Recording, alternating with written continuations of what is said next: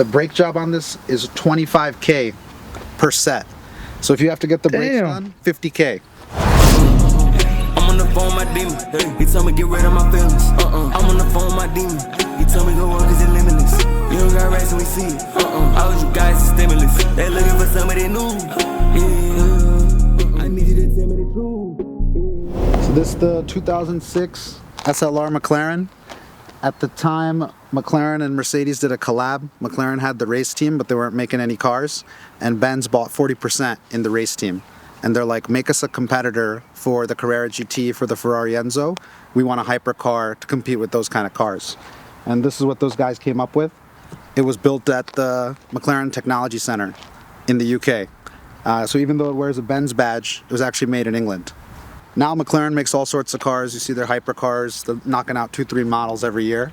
But back in the day, they had the Technology Center production facility sitting empty, just making race cars.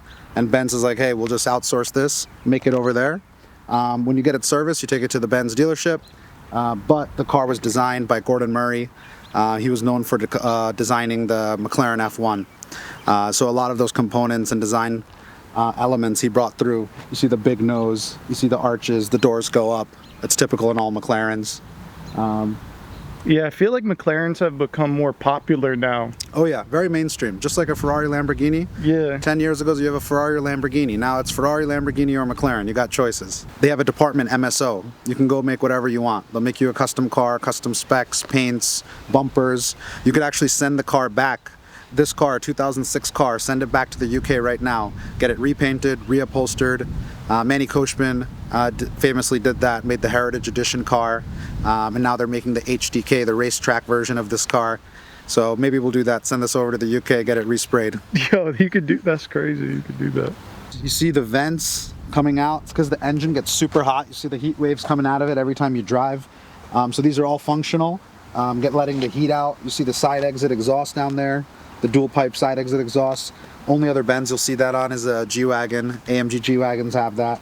And these have the carbon ceramic brakes, the first generation of carbon ceramics. The brake job on this is 25K per set. So if you have to get the brakes done, 50K. So 25,000 for the front, 25,000 for the back. That's if you can find it used. If you go to Benz, it's probably more like 40K plus. Wait, how much was the MSRP of this car when it dropped? When it was new, 450, and the Roadsters were like 500 plus. Damn. So 2006, they dropped the coupes. 2008, they dropped the Roadsters, then the 722 editions. Those cars sell for like $1 million nowadays. 2,100 pieces made, 1,200 coupes, 900 Roadsters roughly. But it looks amazing in this white. Put it next to any supercar today, it still looks good. And where are we at right now? We're on the farm? We're on the farm. You see the plate on the back, farmer. When you're a farmer, you gotta have horses. Roma literally took us to the farm. Come check them out. You got Lupin the Third all the way to the left. It's thoroughbred racehorse in the middle, long retired, Savannah. That horse was born here in the middle, that's Aaliyah. And that's my buddy Dipper over there, chilling in the back. Beautiful summer day at the farm. Because I was saying, I didn't know if these were the stock lights or what. Yep, stock lights. Damn, that's kind of crazy. Stock so these lights. are LEDs in there? Yep, LEDs in there. See how it's like protruding out a little bit from the frame of the light, but it's encased. And what year is this car again? 2006. 2006. What made you want to get a 2006? Like, I remember you were telling me a little bit about like the years of Benzes that you like. This is the golden era of Benzes. Early 2000s AMGs. The cars they made were monsters, horsepower monsters, torque monsters. Nowadays, it's like every car nowadays is like driving a laptop. It's all screens and computers. Yeah, that's true. This is like some mechanical power. You get behind it, you feel the supercharger. It's a different feeling when you drive a car like this. Oh, we gotta see. How does the engine bay look in here? Oh yeah, it looks dope. What the fuck? Bro. Yo, that opens like some Batman shit. Supercharged. I think 600 horses, 500 something torque. It's a monster. The worst examples on the market sell for like 300,000. The best examples, if you go to the 722 editions, to like $1 million. For real? Yeah, but they're all going to be $1 million cars soon. 4 or 5 years, every SLR McLaren will be $1 million plus. So how many? Yeah, because cars like this too. You know, people crashed them. Yep. There's not 2,100 on the road anymore. Yeah. And most of them are in private collections of people who appreciate cars. So there's more people who appreciate cars than cars made, and that's why you see the prices skyrocket. And it does have trunk room. That's where I put my camera. Yep. Take it on a weekend trip, fit your luggage. You got the SLR door plate. See the carbon fiber seats, they're race seats. Oh, this is carbon fiber? Yep. Even if you make it in front a little bit, you can see the carbon in the back. Even the design features from outside flow inside. Yeah, and this is all clean, I was saying too. I was like, damn. You have the push to start on the shift knob. Push to start on the... So when you open this up, you feel like Batman. You actually shift this up and press the button. What? Start the car. Yeah, because it had a light on. I was wondering where that light was coming from. Yep. You see the design elements, like the arms here holding up the dash are similar to the side views. The speakers, the way the speakers are shaped and vented is similar to the side vents that you see right there behind it. So a lot of the elements flow inside the car, which is cool.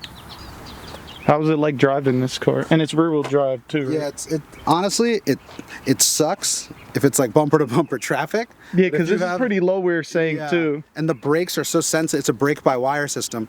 So when you press the brakes, it sends an electronic signal to the brakes to brake. So it's very hard to creep up on the brakes, like put your toe on it, because as soon as you hit the brakes, it sends a signal, and it's hard to predict exactly how hard it's going to brake.